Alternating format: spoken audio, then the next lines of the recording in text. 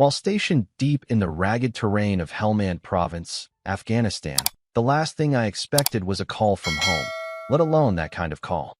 I was in the middle of a debrief, half my gear still caked in the dust and blood of a recent skirmish, when my sat phone buzzed. It was my daughter, Ellie. She never called. Not unless something was wrong. Her voice was trembling, strained, breaking. "Dad, I can't do this anymore," she whispered. "What's going on, baby?" I asked, already standing, already knowing. "It's Mom," she said. And just like that, I stopped breathing. She brings him into the house. Every day? Some dude named Rick. He walks in like he owns the place, like you don't exist. And after he's done with her, he starts making moves on me. Dad. There was a silence so sharp, it could cut through armor. I felt something tear inside my chest, deeper than any shrapnel wound.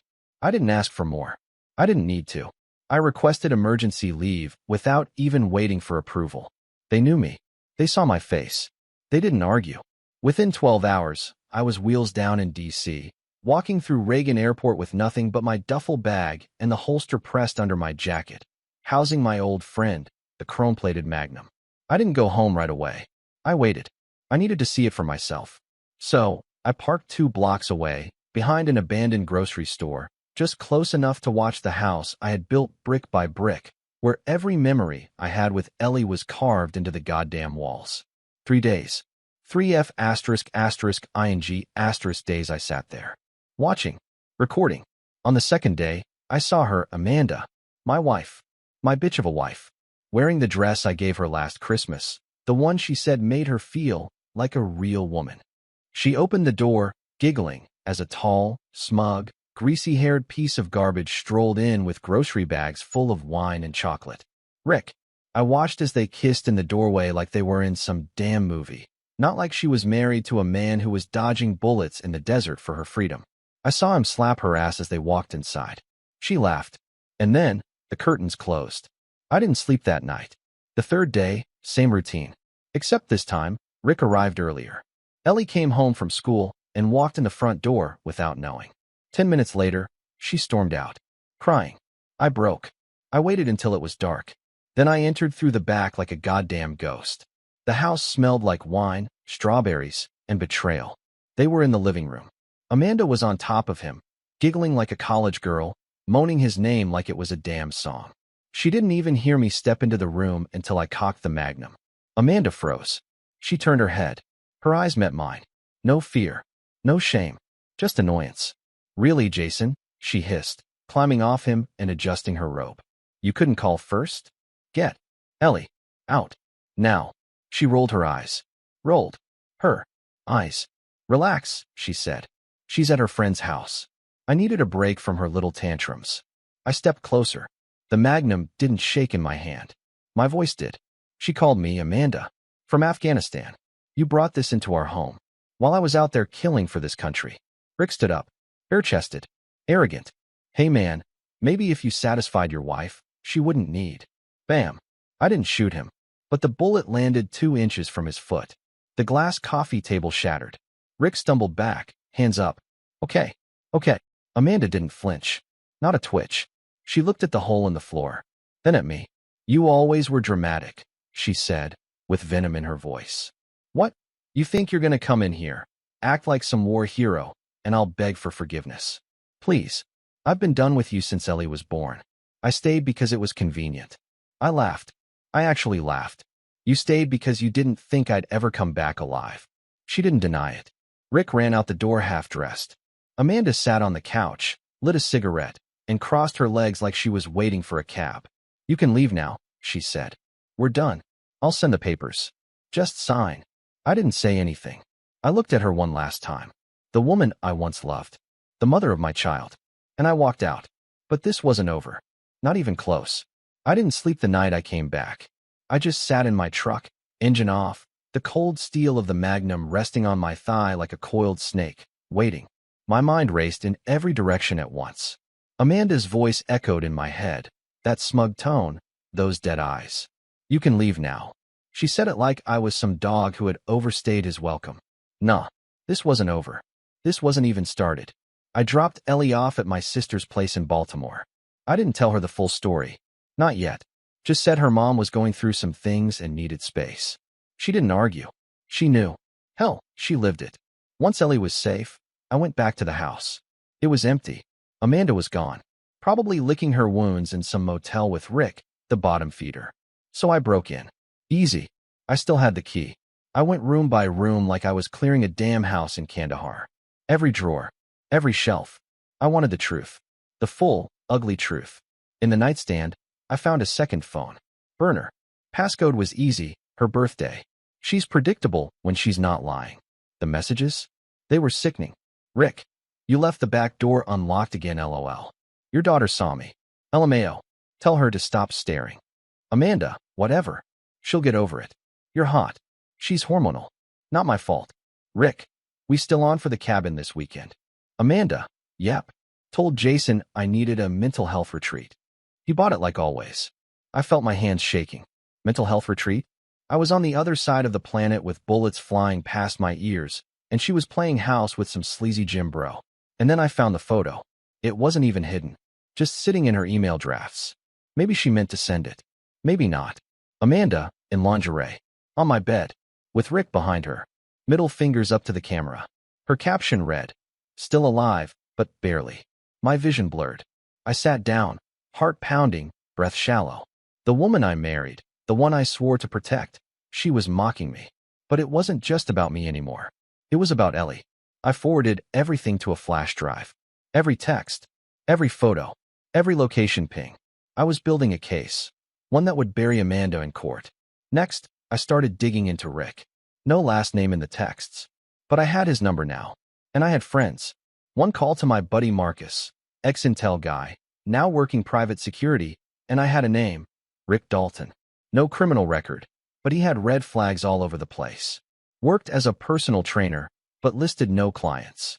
Had cash deposits every week, no taxes. And then Marcus said something that made my blood freeze. He's connected to this guy in Philly. Some small-time mover. Pills, mostly. There's whispers Rick's his runner. Suddenly it made sense. The arrogance. The money. The attitude like he was untouchable. Amanda wasn't just cheating. She was bringing a drug runner into my home. Around my daughter. And she didn't care. Not even a little. That night, I sat in my truck again. Watching the house. The same way I did before. But this time, I wasn't a broken man coming home. This time, I was a soldier with a mission. 2 days later, I got a tip from Marcus that Amanda and Rick were meeting at a high-end bar downtown. Not exactly the place you'd expect a washed-up gym rat and a fading housewife to be seen, but that made it more interesting. It meant she wanted to be seen. She wanted the attention, the admiration. The lies had made her bold, reckless. So I cleaned up. Suit, clean shave, no weapon this time. I wanted her to see me not as the soldier she'd grown used to dismissing, but as the man she underestimated. The man coming for the truth. When I walked into the bar, I saw them instantly. Corner booth, her heels kicked off, his hand already halfway up her thigh. She was laughing that fake, plastic laugh, the one she used when she wanted something. I used to think it was charming. Now, it just made my stomach turn. I didn't walk up quietly. I pulled the chair out across from them and sat down like I had a reservation.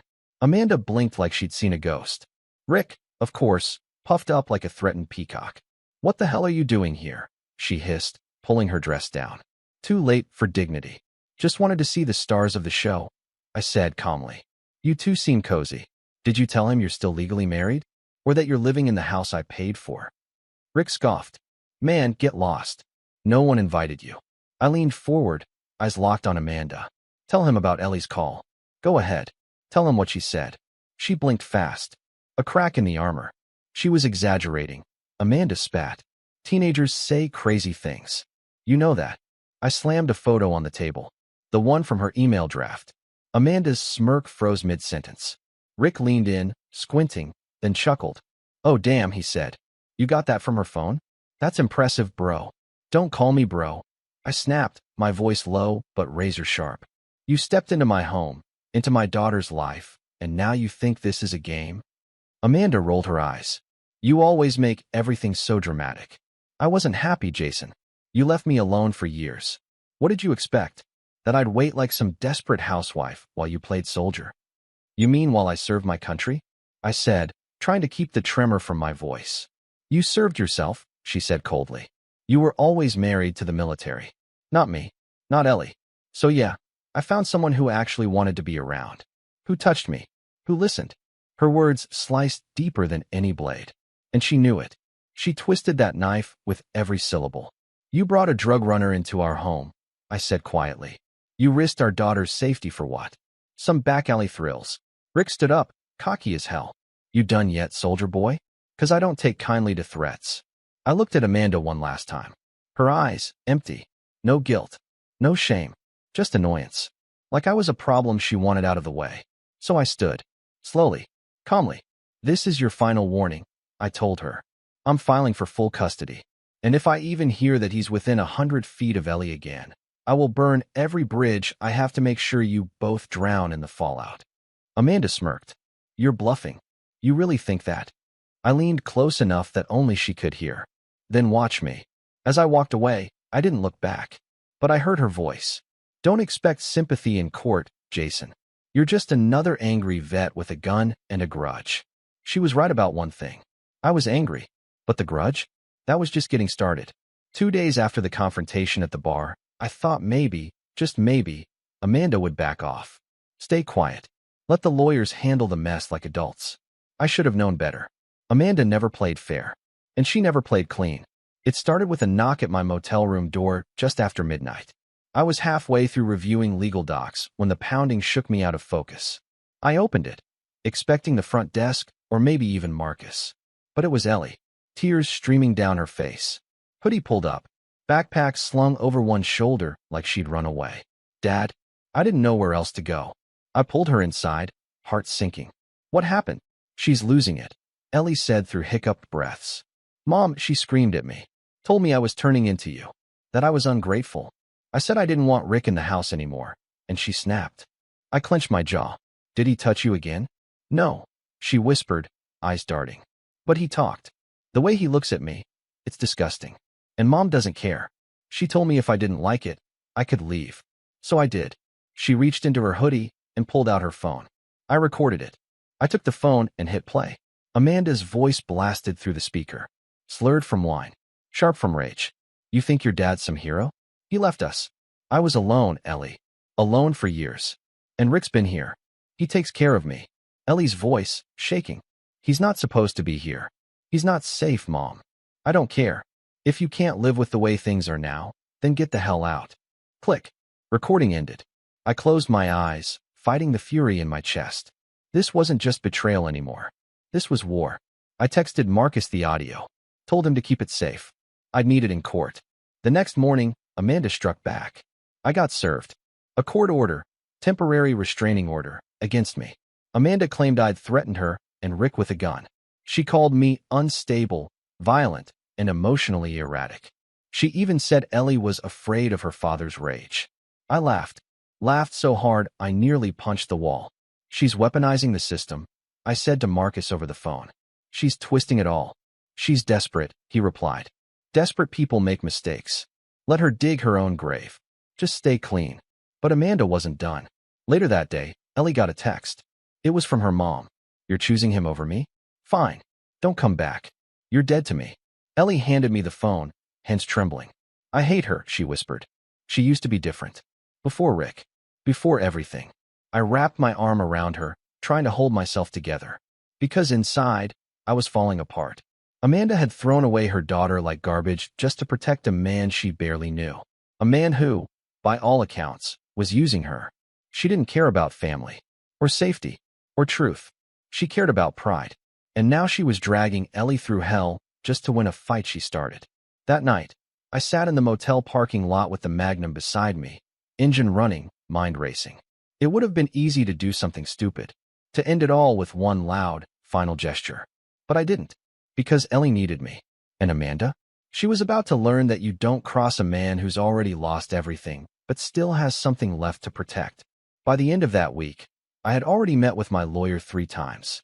The moment I showed him the audio recording of Amanda threatening Ellie and the text she sent afterward, he sat back in his chair and said one word. Leverage. But in family court, leverage wasn't always enough. It was war with a polished smile. And Amanda, for all her venom, knew how to put on a damn show.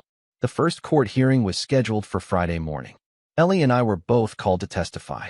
I didn't want her to go through that, being forced to relive the pain in front of strangers. But Ellie looked me in the eye and said, "I need them to hear it from me.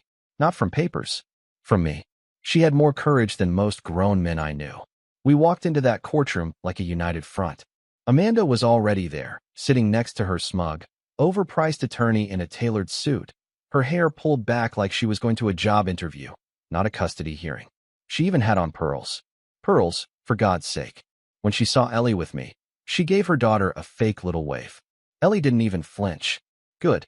The judge looked over the claims. Amanda's lawyer started first, laying it on thick. "Your Honor, my client has suffered emotional distress due to Mr. Hayes' erratic behavior. His military background, while commendable, has unfortunately contributed to what we believe are PTSD-related episodes, including threats of violence with a firearm. Ms. Hayes is seeking full custody of their daughter and a continued restraining order to ensure her safety." I almost laughed. He made it sound like I was one missed therapy session away from snapping in a grocery store. Meanwhile, Amanda sat there looking like Mother Teresa. Then it was my turn. My lawyer, Alicia, sharp as a razor, stood and calmly placed the flash drive on the evidence table. "Your Honor," she said, "what Mr. Hayes lacks in acting skills, he makes up for in evidence. This flash drive contains recordings and messages proving Ms. Hayes not only invited a man with alleged criminal connections into her home, but knowingly exposed her underage daughter to him and dismissed her concerns with complete disregard for safety." The judge leaned forward. "Is this child present?" Ellie stood up before anyone else could answer. "I am," she said, voice clear and steady. "And I'd like to speak." The courtroom hushed. What she said next made even the court reporter stop typing. "My mom stopped being my mom a long time ago," Ellie said. "She let a stranger sleep in our house, in my house. He made comments about my body. He tried to touch me once, and when I told her, she blamed me." Amanda's face went pale. She tried to interrupt, but the judge raised his hand. Ellie finished, voice trembling but strong. "I don't want to live with her. I don't feel safe." That was the moment I knew we'd won the day. But Amanda, she didn't go down easy. That evening, I got an email from an unknown address. The subject line, "You really want to play dirty?" Inside was a video. Grainy. Night vision. Shot through the blinds. It was me, sitting in my truck outside the house, cleaning my gun. The message read, "You think the court's going to like seeing this? Maybe I'll accidentally leak it to the news. Or better yet, to Ellie's school. Let's see how long your hero mask stays on." Amanda was threatening to spin the narrative. Turn me into the aggressor. Even if it was legal. Even if I hadn't done anything wrong. She wasn't just playing to win. She was playing to destroy. Amanda had always been cunning. Manipulative, sure, but this was another level. She wasn't just trying to win custody. She wanted to paint me as a monster. A dangerous man with a weapon and a grudge. I stared at the email again and again that night, memorizing every detail of that video. The angle. The reflection in the glass. The timestamp. It wasn't just a random threat. It was premeditated. Filmed from inside the house. Which meant she or Rick had recorded it knowing they'd use it later. I didn't reply. I forwarded the email straight to Alicia. She called me 10 minutes later. "She's desperate." "This is blackmail," she said. "Yeah," I muttered, "but it's working." I could feel the walls closing in. I'd seen it happen to other men. Good men. Who lost their kids, their homes, their names, because the court bought into the illusion the woman wove. I had to end this. Not in court. Not with emails. But face to face. So I texted her. "One last talk. You owe me that much. No lawyers. Just us." To my surprise, she agreed. We met at the park near our old neighborhood. The one where we used to take Ellie when she was little. She wore sunglasses and a long coat, like she was hiding from paparazzi. I came empty-handed. No gun. No flash drive. Just the truth. Amanda lit a cigarette before I even said a word. Her first line? "Ellie's turning into you. Cold. Self-righteous. Miserable." I didn't respond. I just watched her. "She used to be sweet," she went on. "Now she walks around the house like I'm her enemy. Because of you." "No," I said calmly.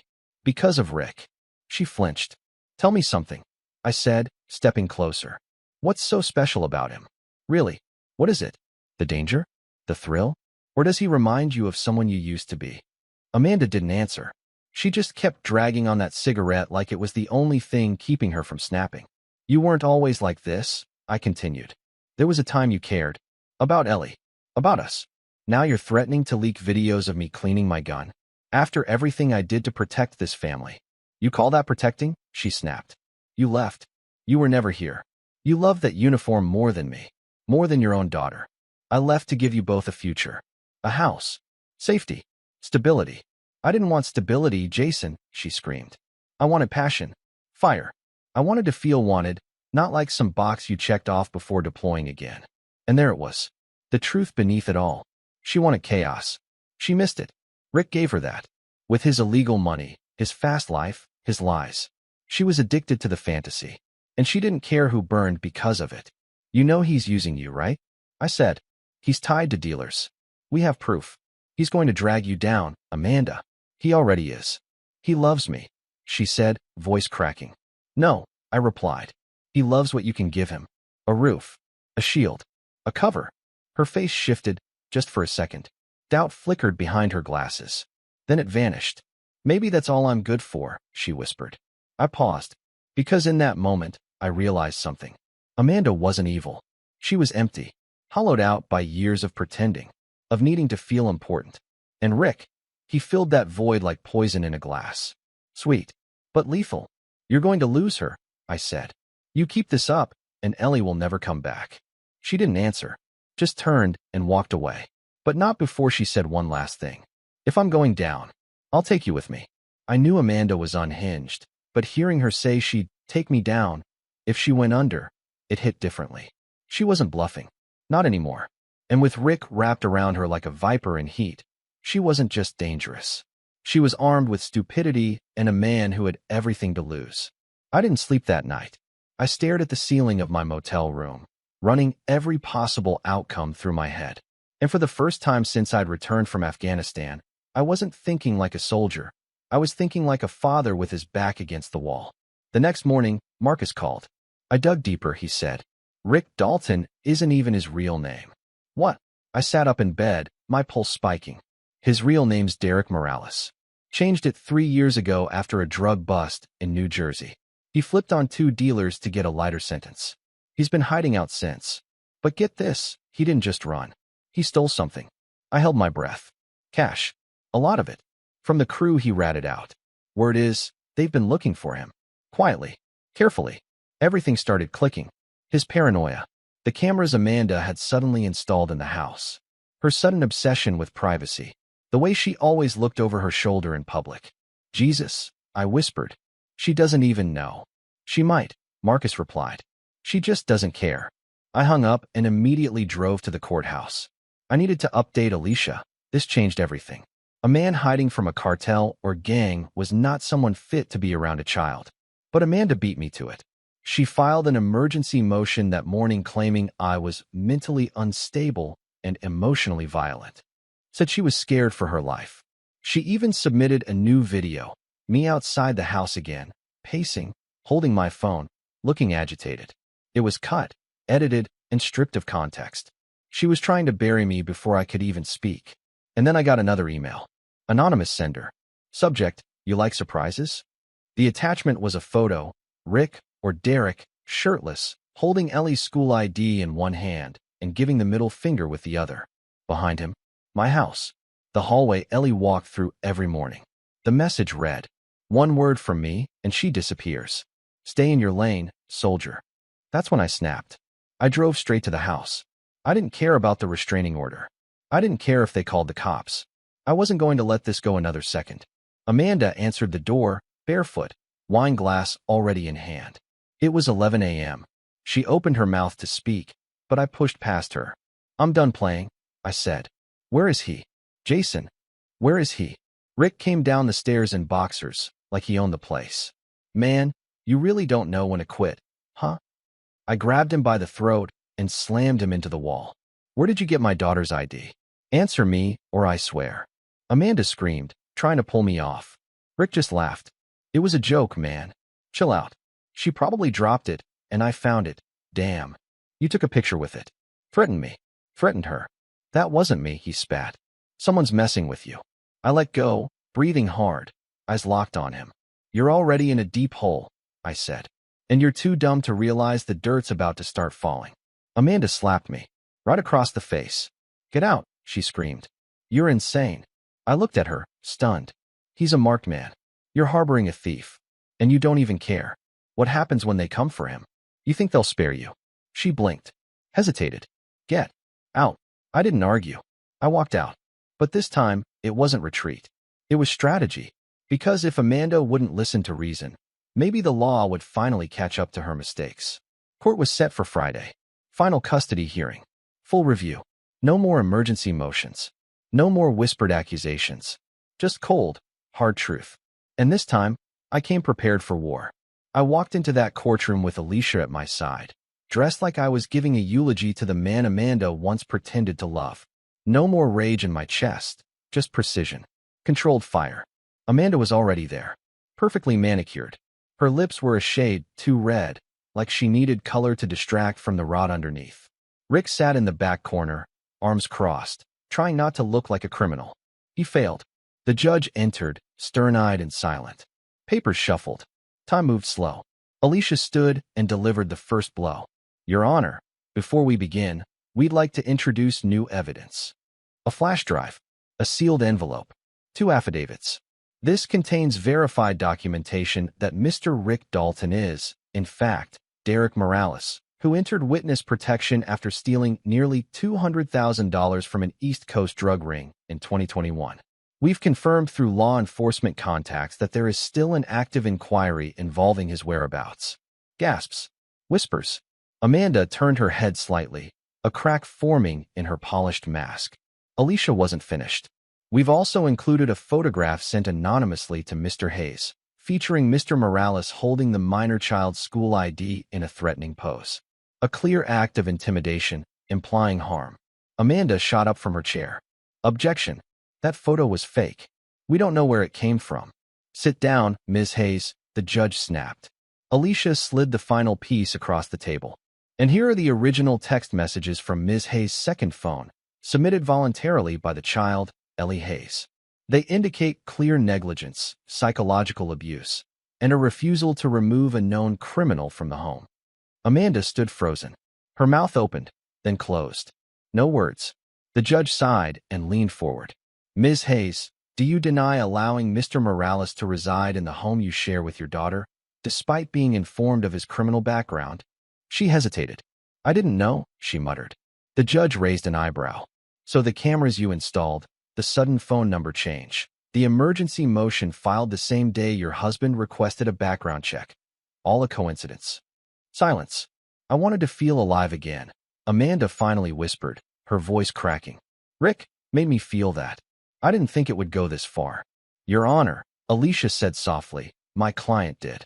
The judge nodded slowly, tapping his pen against the bench. "Effective immediately, full legal and physical custody of Ellie Hayes is granted to Jason Hayes. Supervised visitation for Amanda Hayes will be arranged on a bi-weekly basis, pending further psychological evaluation. A separate hearing will be scheduled regarding Mr. Morales' status and potential charges." Amanda collapsed into her chair like the strings had been cut. Rick stood up, ready to bolt, but 2 officers were already in motion.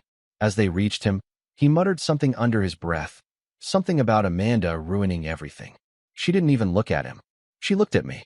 There was no hatred in her eyes, no fury, just emptiness. A void she'd built herself, brick by toxic brick. I took Ellie's hand as we left the courtroom. She didn't say much. Neither did I. We didn't need to. Sometimes silence is louder than anything. When we reached the car, she looked at me. "You think she ever loved us?" she asked. I paused, then started the engine. "I think she loved the idea of us. But not the work, not the weight of it." Ellie nodded. I took a long breath, staring at the road ahead. "I don't know how we're going to fix everything," I said quietly. "But we've got time now. And each other." That night, I threw away the flash drives. Deleted the files. I didn't want to live in Amanda's wreckage anymore. I'd already made it out of one war zone. I wasn't about to let another one take me down.